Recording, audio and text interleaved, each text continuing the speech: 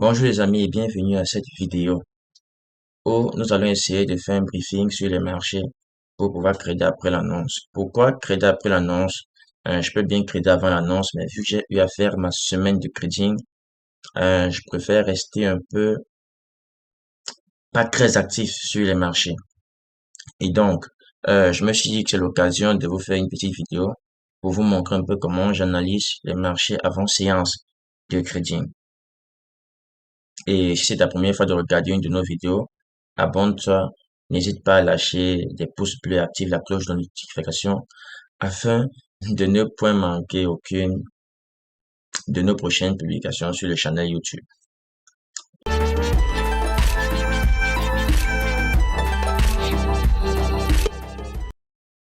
Donc, ça c'est le marché du SP500, ça c'est en 15 minutes. Vous savez bien évidemment que j'analyse le marché en 1 heure et en 3 heures. Donc, allons sur du 1 heure. En 1 heure, on sait bien évidemment qu'il y a l'annonce sur les taux d'intérêt qui est sorti mercredi 23 mars 2023.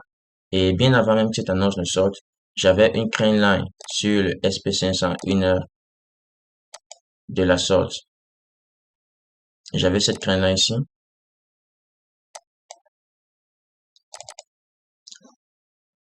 Juste laissez-moi l'agrandir.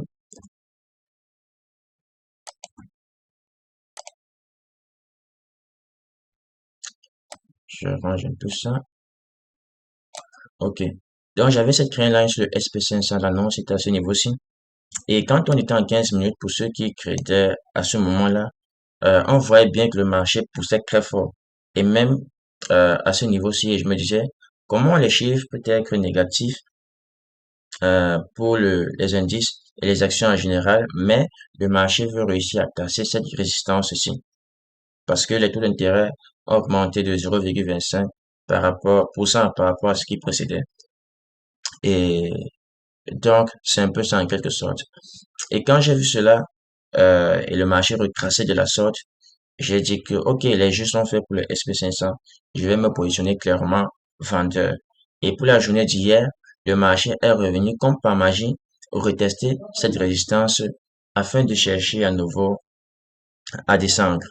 Donc, ce qui a fait que je commence à chercher des signaux de vente sur le SP500. Et justement, hier, j'ai pris un short sur le SP500. Mis à part cela, c'est pas tout comme élément technique que l'on pouvait voir. Il y avait également cette divergence ici pour ceux qui étaient un peu plus attentifs dans ce qu'ils faisaient. Donc, j'ai vu ces éléments et pour moi, en fait, ça m'a conforté pour chercher des signaux de vente sur le SP500. En croiseur, en croiseur, ça, je l'avais déjà laissé, c'est quasiment le même scénario. Surtout que nous sommes venus rebondir sur le pivot central. Ça, c'est le pivot en mensuel. En 1 heure, j'utilise le pivot en hebdomadaire et en 15 minutes, j'utilise le pivot en journalier. Donc, je profite pour vous dire cela pour que ça puisse vous servir, je l'espère, dans vos trading.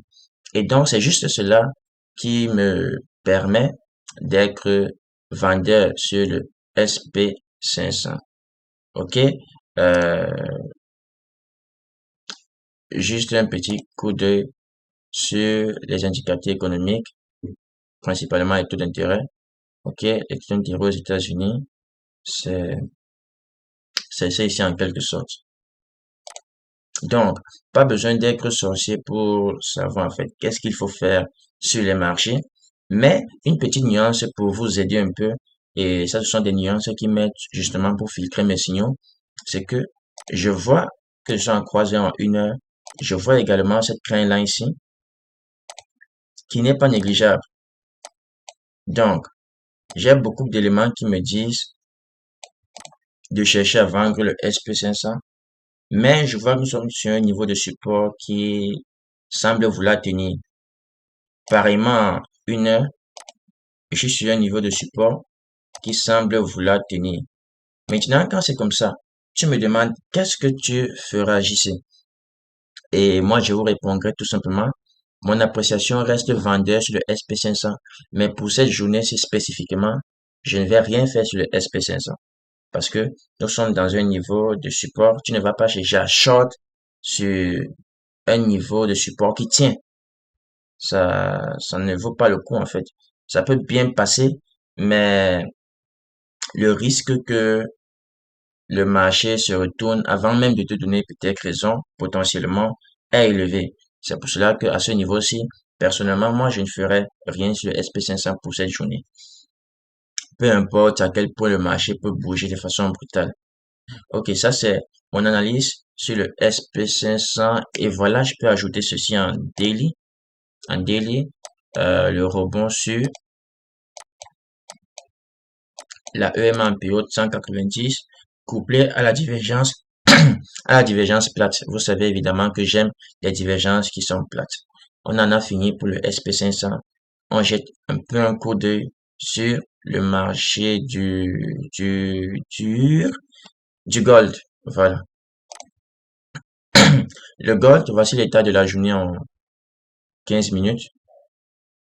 Allons-y en 1 heure pour nos analyses. En 1 heure, le gold, on voit qu'il a bien poussé et ça, c'est remarquable. Je vous fais l'analyse du gold en 2 phases. Première phase, voici ce que j'ai vu la journée d'hier qui me poussait à être acheteur sur le marché du gold. Quand je prends les plus bas jusqu'à ce niveau, ok, je me rends compte que le gold, il est venu chercher le nombre d'heures avant de repartir. Hier, j'avais une appréciation acheteur sur le marché du gold et justement, cette appréciation acheteuse, elle est passée.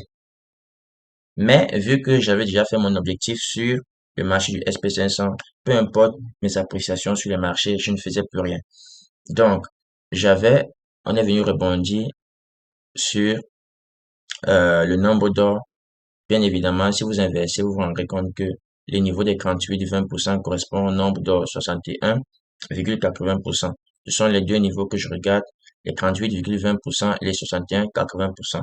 Tout le reste là sur le Fibonacci, retracement ou extension ne m'intéresse pas vraiment.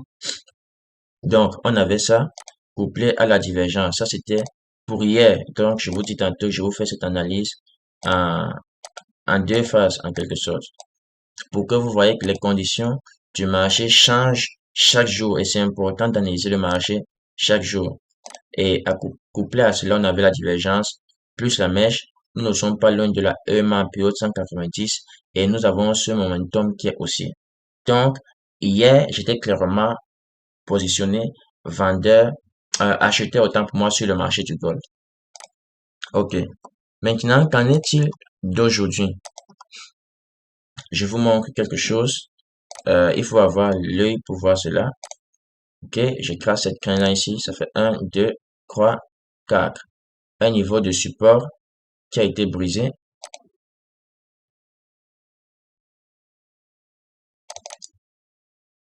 Et qui est devenu résistance. Et le marché semble être venu rebondir dessus. Donc, c'est ça. Et je vais m'arranger ça un peu comme ça. Ok, ça passe quasiment par tous ces points. Le marché semble être venu rebondir dessus. Mis à part cela, nous avons la divergence.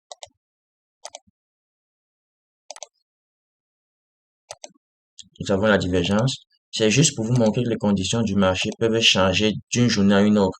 Hier, mon appréciation a été acheteuse. Aujourd'hui, elle a complètement changé. Complètement changé, juste à cause d'une trend line. Donc, c'est important d'analyser le marché de fond en comble chaque jour.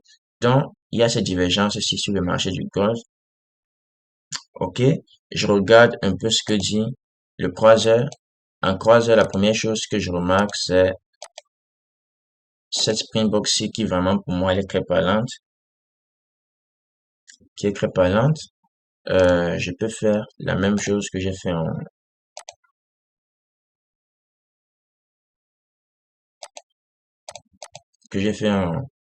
1 heure.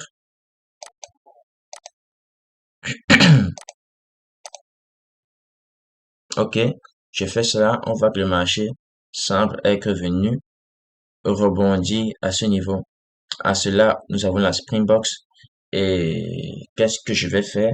Je vais essayer de privilégier des signaux vendeurs, mais vu que le marché n'est pas encore vraiment décollé pour la baisse, quand je regarde le 1 heure du 3 heures, si je dois vendre, je vais essayer de vendre avec le moins de risques possible.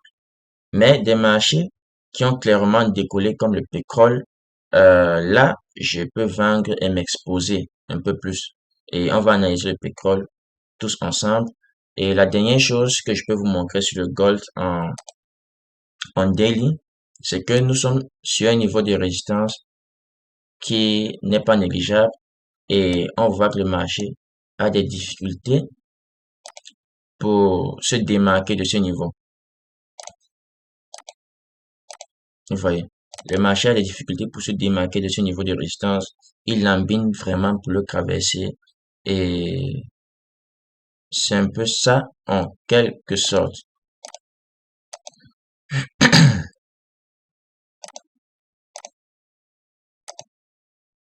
Ok, donc on passe au pétrole. Vous savez que je vais chercher à short le gold sur le S&P 500.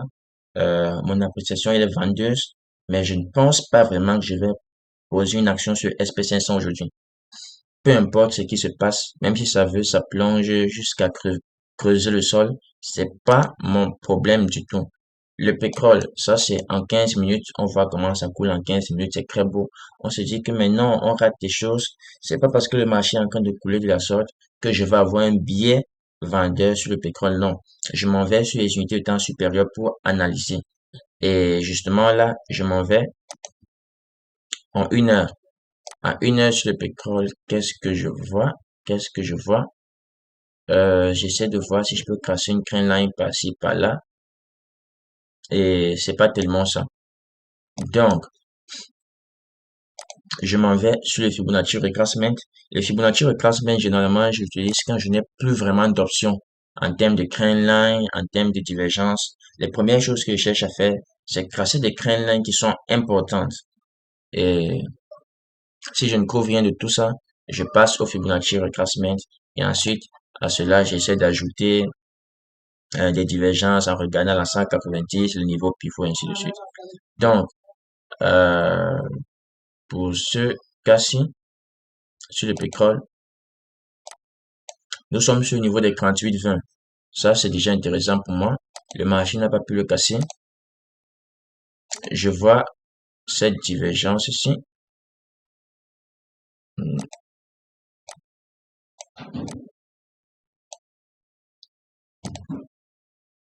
Sur le marché du pétrole. Je vois cette divergence. Nous sommes sur le niveau des 38,20. Le marché n'arrive pas vraiment à se démarquer par rapport à 190 et passe à nouveau en dessous autant pour moi du pivot central. Donc, déjà à 1 heure, j'ai un biais psychologique vendeur sur le marché du pétrole. On passe en, en croiseur. Qu'est-ce que je vois? Il y a une trendline que j'ai tracée depuis fort longtemps et que je publie euh, sur mes marchés dans nos différents groupes autant pour moi. Cette trendline-ci que j'ai à l'œil depuis bien longtemps et le marché il est venu rebondir justement sur cette trendline-ci comme pour partir à la baisse et on a une légère divergence pour ceux qui ont l'œil. On a ça, on a ça. Donc, ça c'est en croiseur, toujours un biais vendeur et tout le monde, je pense, a eu à voir cela. J'avais eu à le tracer depuis bien longtemps. Et pour ceux qui se souviennent, j'avais une analyse lointaine sur le sur le pétrole, autant pour moi, où je disais que le pétrole viendrait chercher le niveau des 50. Nous n'en sommes pas encore là, mais toutefois, c'est ce à quoi je crois que le pétrole viendrait chercher le niveau des 50. Et le pétrole semble être bien parti pour faire cela. Donc, mon analyse sur le pétrole me pousse à chercher des signaux de vente dessus. Maintenant, un dernier marché, le marché des bons de trésor. OK? Ça, c'est ce que l'on voit en 15 minutes. On a envie d'avoir un billet acheteur, mais il faut d'abord analyser le marché. On passe donc en 1 heure pour cela. Lorsque l'on passe en 1 heure, vous voyez, il y a même cette divergence que j'avais laissé traîner quand j'analysais le marché hier. Je vois ça, une divergence haussière. Qu'est-ce que je vois d'autre? Fibonacci retracement. Je fais ainsi. Je fais ça. Et nous sommes au niveau des 38,20. Le marché est venu rebondir exactement là, couplé à la divergence. En plus de cela, instinctivement, je peux tracer ça. Un niveau de support où le marché a également rebondi. Change la couleur. À medium blue. Voilà. Le marché est venu rebondir là, sur ce niveau de support. Vous voyez qu'il a été retesté plusieurs fois ici, ici, là, ici, et ça vient rebondir. Donc, déjà, juste avec le 1 heure, c'est pas discutable. Il faut chercher à être acheteur. Un rebond sur un niveau de support très important, divergence, niveau des 38,20 du Fibonacci retracement. On passe au-dessus de la 190, sans compter que ça même sur une petite mèche, et ça correspond avec un rebond sur la S1 également. On passe au-dessus de la 190, on vient même passer au-dessus du pivot. Bon, question, qu'est-ce que vous voulez de plus pour chercher des signaux d'achat sur le marché des bons des trésors? Mais il faut chercher des signaux d'achat de façon intelligente, justement. On ne va pas en créer n'importe comment. En croiseur, je pense que c'est un peu le même scénario. Le 1 heure a déjà eu à tout nous dire. En croiseur, c'est un peu cela. Donc, chercher à être acheteur sur les bons du trésor.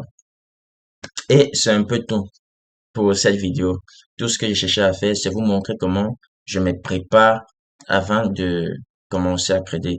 Bien évidemment, il y a d'autres informations que je peux essayer de chercher, mais si j'ai déjà euh, un certain nombre d'informations qui me permettent de me positionner objectivement, je n'ai pas besoin de chercher encore tout un tas de paperasse, en analyse fondamentale, par rapport aux chiffres, aux statistiques, à la saisonnalité, au map, par exemple, des actions américaines. Donc, tout cela ne me sert à rien si j'ai déjà eu à voir tout ce dont j'ai besoin par rapport à l'analyse technique.